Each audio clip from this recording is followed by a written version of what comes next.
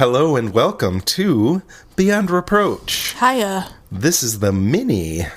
I'm Tux Lerzel. I'm Stephanie Domingo. We're both kind of gassy today. Yeah. It's the bubbly water. Yes, because we be drinking. Yes. And lately, I've been swearing much more since it has come to my attention that I wasn't swearing enough. I like that you didn't realize. It's just not my natural way, but now... now he's been practicing in his spare time, you guys. Looking in the mirror. Just like, fuck. Okay, so this is the mini. This is the show where we read listener mail on specific topics related to American history, politics, or culture. Today we're reading and playing the responses we got back from the topic of our last mini, which is the sort of origin stories for how people got interested in either history and politics. History or politics or both together. Yes. Yeah. You guys have already heard our stories, so here's some more. Everybody has a totally different origin story, and they're all really interesting. So fascinating. So we have an email from the very funny podcast host, Josh, at the Bloody Beaver Podcast. He writes, "What's up, Steph and Tux? I listened to your Minisode 14 and debated whether or not to chime in. But since you're reading this, I guess I got my chime on. My interest in history is easy. I was a boy, and a lot of history revolves around war, and I thought war was cool." Mm-hmm. That's such little boy shit. I definitely... Did you really? You thought war was cool? I was into, like, World War II, yeah. Oh. But I think that also has to do with my family being, your grandpa. like, German and American. Yeah. Okay. He goes on to say, now... I'm an adult and realize how horrific war is, and I also realize that if we aren't aware of our history, we're doomed to repeat it. So still a big fan of history. I like looking into the abyss, and I hope it doesn't stare back at me too hard. Politics is a whole nother story. I like the apostrophe nother. Whole nother. Yeah, he's so Texan. I love it. And this is what prompted me to chime in. I think I've got a completely different origin story from most of your listeners. Obviously, I'm a big fan of podcasts, and before podcasts ever existed, I was a fan of talk radio. AM talk radio. Yes. If you're not familiar with the dying medium that is AM talk radio, it's predominantly conservative/Republican, and I was into it. It, along with the environment I grew up in, shaped my political views for years. And then a little something called the 2016 election happened. That'll do it. Yeah.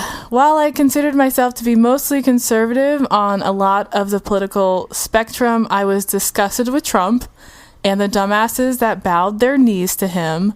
The same people who were so angry over Clinton getting his dick sucked all of a sudden had no moral qualms whatsoever with Mr. Grab 'em by the pussy. It was extremely eye-opening, and it helped me realize how rampant hypocrisy is on both sides of the aisle. This is even more evident in the recent push on the right to criminalize pornography. Did you hear about? I didn't even know this was a thing. I've heard little bits and pieces, but what? I don't... That's a losing... Okay. I think part of it also has to do with the whole, like, privatizing the internet situation, but I don't know. Okay. I don't really know. Okay. Don't listen to me. I don't know what the fuck I'm talking about. Okay. You're drunk. I like that. That's what I say about everything. You've had 3 sips. Yeah. I'm like, he's drunk, you guys. Yep. Don't listen to him. Where was I? Pornography, yes. Okay. While at the same time attempting to re-elect a guy who paid to have sex with a porn star. WTF. Anyways, after 2016, I removed myself mostly from politics. I'm forever going to be a news junkie, so I keep my eyes and ears open. But I no longer listen to AM radio or political podcasts, unless they're of a historical nature and they be drinking and cussing. I wonder who he's talking about. Tux is blushing, you guys. I'm getting the vapors. I'm what I consider to be politically homeless. I still have conservative ideals. I like the idea of a smaller government and free markets, and I want to keep my guns. But also, I think most drugs should be legalized, gay marriage legalized, and prostitution legalized. So I guess I'm one of those socially liberal and fiscally conservative people. Mm-hmm. Hell, I don't know. So that's my complicated and way too easy to misinterpret via email relationship with politics. At the end of the day, I find solace in the fact that most of us are cool with each other. Despite what you might see on the news or social media, I work and interact with people of all ethnicities and backgrounds on a daily basis, and we all get along. I'm a dumb guy from Texas who barely graduated high school and does a cringy Wild West podcast. Y'all are way up there at NYC and very liberal.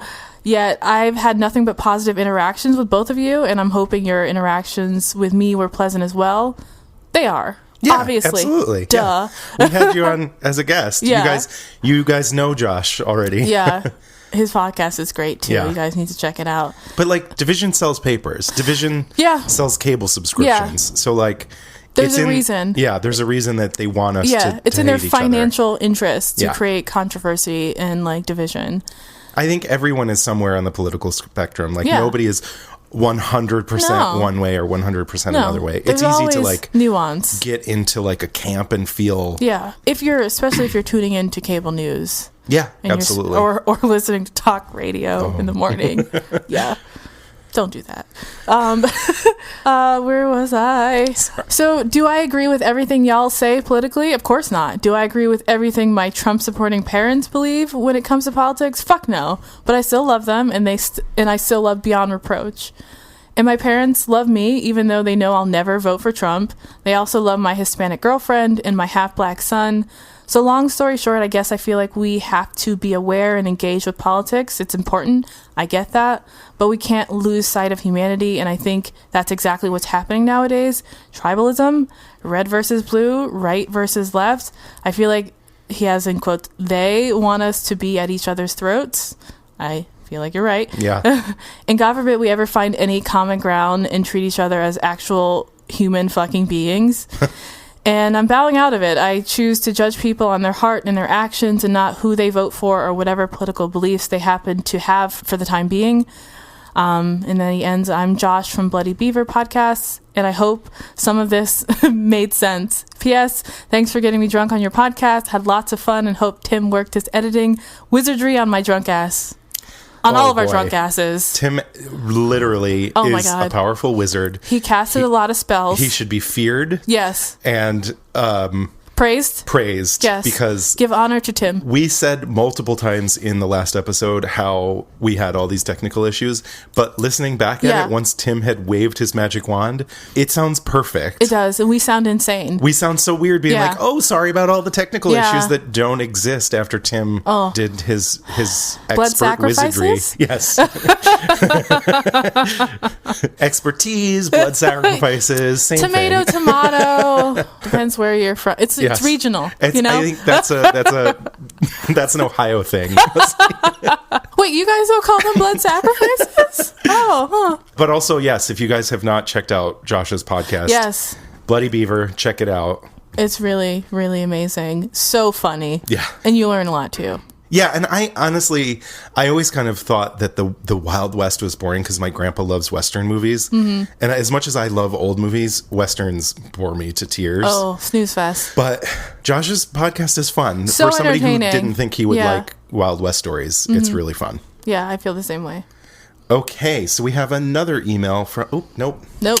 Jumping the gun. It's all right. Next, we have a... What am I going to say? Audio message? Why can't I talk today? Voice message. Ta-da! Oh, my God. Whiskey. Jesus. So now we have a voice message from our friend Matt Abedi. Matt is an ex-podcast host and a comedian, performance artist, all sorts of things, jack of all trades, political junkie, ex-strategist, apparently weightlifter. Yeah. Oh, I miss their podcast so much. But yeah, Matt and another friend of his used to record a podcast called We're Just Here to Help. And it was literally like my favorite thing in the whole world. It was so good. Yeah.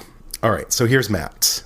All right. So what made me interested in politics and history? I grew up in a house full of debate and discussion. So I was really lucky because both my mom and my dad were the type of people who argued about what was right or wrong and things were happening in the news. And, generally we were all like very liberal, but I think my parents, because they were professors, were very, not just interested in like agreement, but they were very interested in sort of how solid the argument was. My parents were really into talking about theory and politics and religion and all this stuff. But it meant that there was sort of this rigor added to argument. There was like this added layer of like having the right idea wasn't enough. it was important to be able to withstand really intense debate.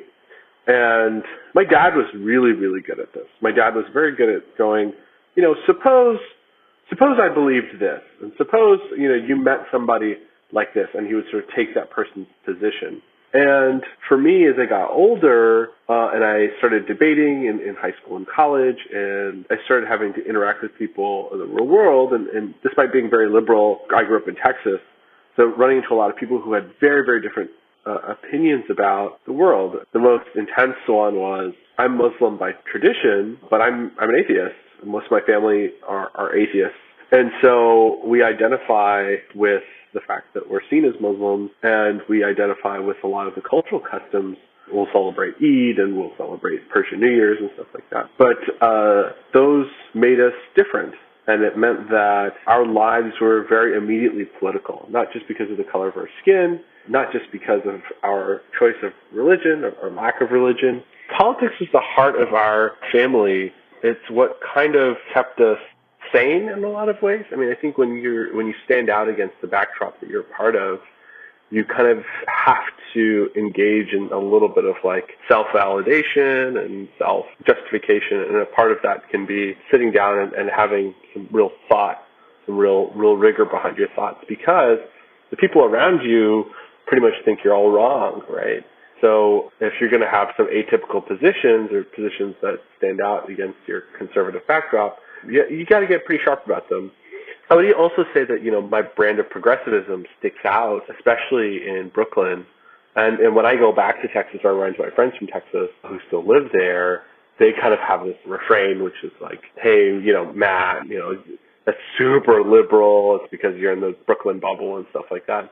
And so I think that context is very important. And I do find myself having to have a rigor from a different direction now that I live here in Brooklyn, now that my inputs are very different. One of the things that really made politics and debate extra interesting was that it wasn't schoolwork. Debate made a whole lot more sense than classwork for me. I understood competing ideas more than I understood acing an exam. An improvised idea that you refine over time, that speaks to me a whole lot more than someone who nailed a 3-paragraph essay. It's kind of a self-liberating process for me because I learned how to defend my identity, who I was, my particular point of view, my philosophy on the world. But it also was a way for me to think about educating myself and taking control and ownership over that. So I think that's a less political origin story, but just more like a very personal one. So yeah, that was politics. And I think history was just a mechanism for me to learn about politics, to say, well, back in history or in this country, or there's an example of this, and here's what this proves, and this is what it says about human nature, and or why people should have a particular point of view or philosophy over another. All right, I think I've rambled for a while. I hope some of this has been helpful. You guys have a good night. Bye. So cool. Yeah. Really thoughtful message. Thanks, Matt. Yeah, that was great. Yeah, his family influence and like his love of debate and everything sort of came together. I wish that I had taken debate. Me too. In school. Yeah, it was a club. It wasn't an actual class. Yeah.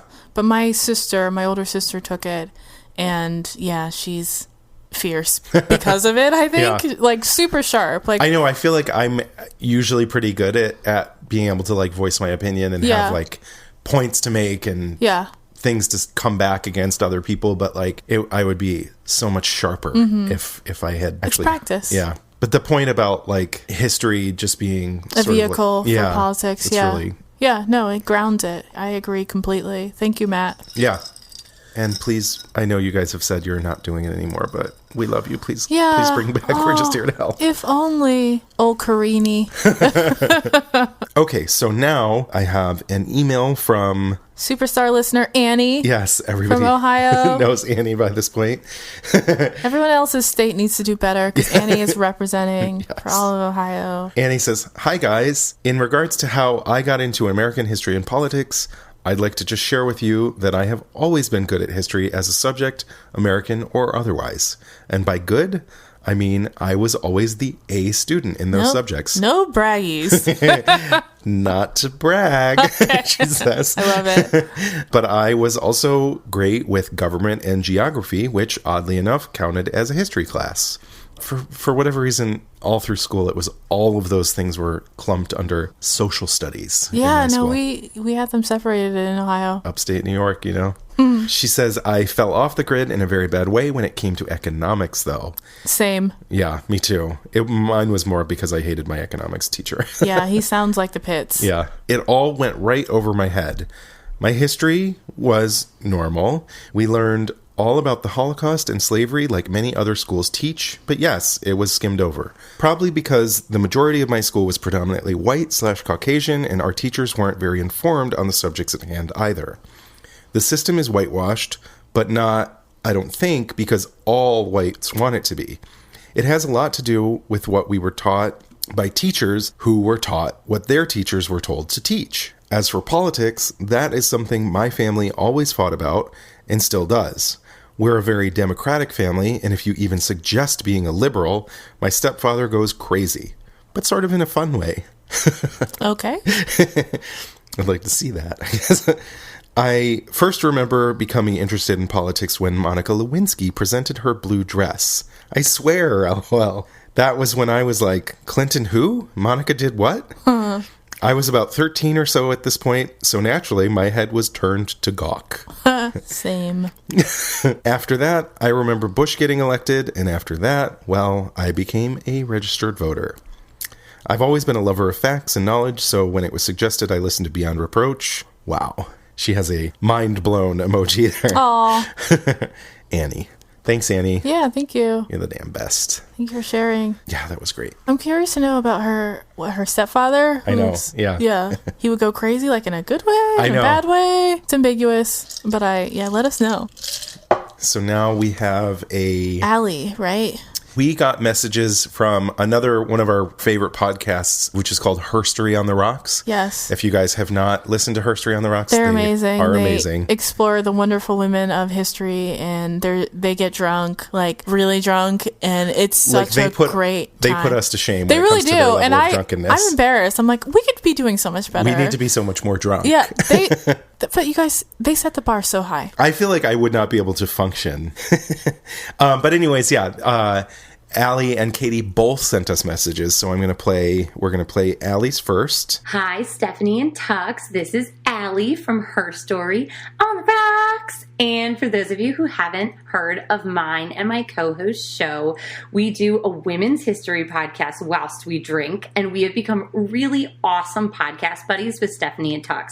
And on this past week's Minisode, I thought that you guys posed a really incredible question about how people got into history. And I think my path was kind of interesting. So I am a history teacher, and so is my grandmother. And I remember growing up, she had these incredible stories, and she was so cool, and she would travel to all these countries and bring me back these little trinkets. But that's not really the reason I got into history. It's just she was an outlet for me after I decided that that was my path. Also, I do want to preach to all of the history teachers out there. I swear to whatever exists that I definitely try to be more fun than making my students just memorize a list of dates. I have so many opinions on history education as somebody with my PhD in teaching, so we can always talk about that another time. I would love to have you guys talk my ear off about how awful a lot of history classes are. But let's get back to the point. I grew up in a really religious, right-wing household, and my schooling was super parochial because of that. So my science classes would be like, okay, the earth is 6,000 years old and God made it, and that's the end of discussion. And everybody's like, put my right hand up and then repeat what you say. Good job, teacher.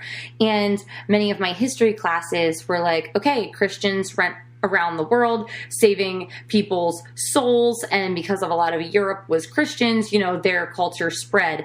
But I knew from a really young age that they were definitely leaving out some raping and pillaging, but I couldn't really ask those questions without being disrespectful in the setting that I was in, and I didn't really know what questions to ask because the proper history wasn't necessarily being posed to me.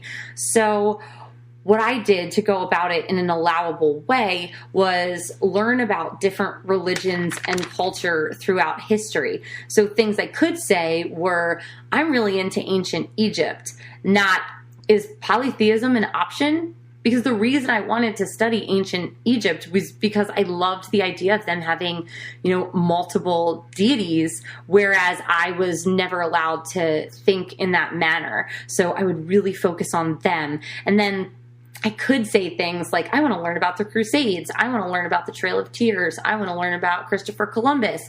But I wasn't allowed to say things like, I want to find out about mass war and genocide that's caused by religion. So I used it as a way to discover things that I wasn't being taught. And therefore, I was always from elementary school through present, just fascinated with history. So it's not something that hit me later in life. On a little bit of a lighter note, I absolutely adored Indiana Jones and thought I would be the best archaeologist in the world. I'm not an archaeologist. I'm a history teacher, but I still adore the process of archaeology. And instead of being an archaeologist, I think I won out because now I'm just a girl that gets drunk on my own little HERstory podcast. It was great to talk to you. Thank you so much for inviting people to share their history stories. And I can't wait to see you guys again soon. Next time I'm in New York. Bye. I love I love her. Yeah. I feel like we sounded like we were totally just trashing all history teachers in the last episode. It was not our intention. Yeah. We're trashing our own history teachers Yes. who did a bad job. But I'm sure that there are some amazing history teachers out in the world. Yeah, we know one. Yeah, exactly. I wish that when I was young, I would have been able to take her class. If only. I didn't go to a Christian school, but I remember being in like confirmation classes and stuff when I was a kid and asking all the wrong questions and being like the pastor being like, no, not here for me, asking things about like, you're not supposed to question, period. Yeah. Period. Oof. And I used to constantly get myself into trouble asking things about like other religions and like all, oof. Yeah. How does Mary have a child and she never had sex? Explain the mechanics. All right. Now let's play Katie's message. Katie is Allie's co-host on HERstory. Hi, this is Katie from HERstory on the Rocks. And the story of how I first was introduced to history as an interesting concept was from my mom, really. I was the youngest of 4 siblings. I was the only girl, and my mom and I spent a lot of time together, and it was always something she was interested in. And then she became a history teacher at my very small school. I remember times when we would just talk about things, and she is also kind of a murderino and loves a good mystery in history, and we would get together and she would tell me all about these ancient people, and we would talk about Cleopatra, and I just wanted to know more. And then we would talk about the Roman dynasties, and I would want to know more. And she would talk about Anastasia, and that was one of my favorite stories to hear her tell because she was an amazing storyteller, or is an amazing storyteller. And then she would talk to me about the Titanic, and everything that she told me about, I just wanted to know more. And I wanted to be an anthropologist, archaeologist when I was a kid, and I would just devour everything I could about archaeology and the ancient Egyptians. And a part of me thinks it was just an access point for me to get to talk to my mom, because for a while it was just the two of us. She was the only female in my life for a little while. And then once my world expanded, I got to know other historians and other women. But I think she was my real access point, and that's why I started to love history. Oh, amazing. Cuts off. Yeah. Such a cool story.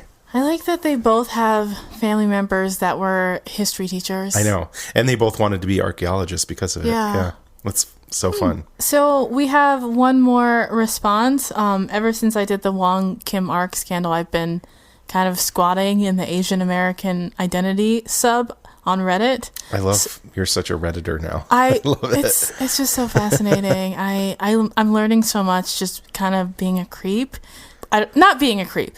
I am learning from people who are of different communities from myself, and it's been really eye-opening. So I threw out this question to the Asian American subreddit, and I got a response from someone who has a handle CN8pan. This person wrote, I became interested in history when I was college age, learning history of China and the beginnings of Chinese America. The realization started then. It didn't truly form until my early 20s, linking it all together. I did read Zinn at age 15 for American history class, but I didn't really put it together how politically charged history is and how much it can be skewed for political gain until much later. I grew up in the greater New York City area, and it was at the behest of my instructors that we read this book. They were pretty fantastic. This person wrote, "The East Asian history came when I realized how I knew nothing about East Asia, but yet somehow was a standing expert at the time on modern Europe." This person wrote, "It's important to kids to learn the history of their home countries, regions, continents. It explains who they are, how they got there, why they do the things they do, and that good old representation of heroes that look like them." Yeah. So I agree. Yeah, absolutely. Yeah. For those of you out there that are not familiar with Zinn, it's Howard Zinn, right? Howard Zinn, He has a People's book. History of the United States. Yeah, A People's History of the United States. I actually own it, Yeah. but have not read it. Somebody recommended it a while back, and I bought it, but it's a big book. I mean, it's like a history book. It's a textbook. So, yeah, it's Yes. huge. And so I've been kind of like, it's daunting and I've been intimidated. But I think rather than sitting down and with the intent of like reading it from cover to Yeah. cover, I need to just use it as like a Use reference. it as reference. I should be using it as a Yeah. reference for this show, but I have not yet. But I will be. Yeah. Yeah. But it's supposed to be like a history book that, Is more diverse. yeah, and covers like real events in a real tells way. a nuance story of Yeah. American history from Yeah. both sides. Without all the whitewashing that comes from Yeah. like textbooks that were written for schools. Yeah. It's a really important book. I haven't read it either. I need to, but I often just Google Howard Zinn when I'm researching my topic, because he writes essays on everything. He's so prolific. Yeah, I use him as a reference because he's definitely a thought leader when it comes to American history. All right. Well, thank you to Yes, everyone everyone who wrote in. all the responses. We had so many this time. It was kind of overwhelming, but in a good way. Yeah, absolutely. We want to hear from you guys. Like, if we have a mini, we're putting it out there because we want to hear from you. So it can't just be Annie. Annie, please continue Yes, to write continue, in. But yes. like, if you're a listener out there who has been quietly listening and thinking about sending us something in the past, don't be shy. yeah. Don't be scared. We're not going to bite. Yeah, our drinks are empty. Mine's so, empty. Just yeah. a little. So I guess we're done, right? Yeah, we're done. Thank you so much for listening to Beyond Reproach. This has been Stephanie Domingo. Tux Lurzel. Wow, I like that you say your name differently. I don't know why that started, but It brings a joy to my heart, truly. Thank you, Tim Clough, our editor, sound engineer, and podfather. We could not do this without you. powerful wizard. Yes, sorcerer, level 10. I used to actually play D&D when I was a nerdy just little about to say that tween. sounds like D&D. And Yes. No offense. Tim is better than that. Oh, absolutely. Everyone is. Nobody should be doing this. Okay. All right, bye.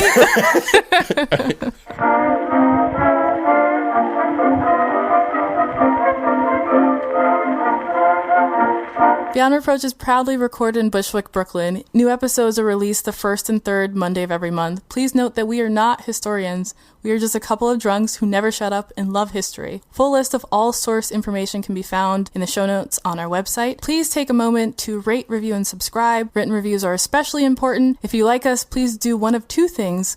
Leave us a review on Apple Podcasts or send this episode to a friend, family member, or someone you think would be into it. Don't forget to follow us on social media. Make sure you follow us on Instagram because we post our cocktail recipes the Thursday before each full episode. Please drink along with us if you are not driving. We also have a shop at beyondreproachpod.com. Get your merch, brand yourselves. We are on Patreon if anyone would love to show us some love and throw us some nickels to support the production of our show.